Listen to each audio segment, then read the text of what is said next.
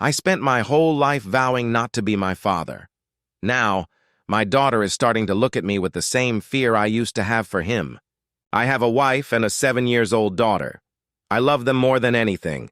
Every morning I make my daughter pancakes and I let her put on way too much syrup. Every evening I kiss my wife and tell her about my boring day at the office. I am a normal, boring, loving husband and father, and I have built this life brick by boring brick as a fortress against the man I came from. And I want you to know that my entire existence is a reaction to him, and my greatest fear is that one day I will become my father. And now, I think it's happening.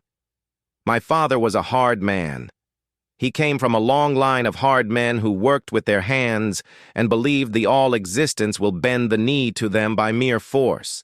He worked in construction, and he carried the hardness of his work into our home.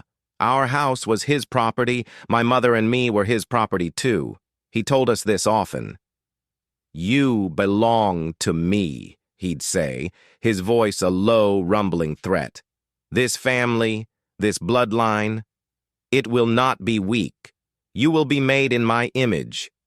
To him, pain is the way to bend anything to your will. When I was 8, I got a B+ on a math test. He took off his belt, and the lesson I learned that night had nothing to do with long division. It was about the sting of leather on skin, the hot shame, the metallic taste of blood in my mouth, and to be frank, I never got another B+. When I was 12, I wanted to quit the soccer team. I wasn't the best player, and the coach was a screamer just like him. My father's response was simple. He locked the pantry and the refrigerator. "The strong eat," he said, sitting at the dinner table, eating his own steak while I watched. "The weak learn to be strong." I didn't eat for 2 days. I didn't quit the team. My mother tried. In the beginning, she was a buffer, a soft place to land. She'd tend to my bruises, sneak me food when he was out, but years of his cruelty eroded her. She became quiet, jumpy, a ghost in her own home. The beatings weren't just for me. A dish dropped, dinner 5 minutes late, a glance he misinterpreted as defiance. Anything was a reason.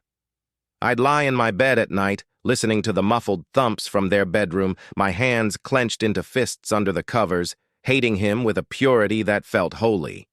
Hating him for his cruelty and hating her just a little for enduring it.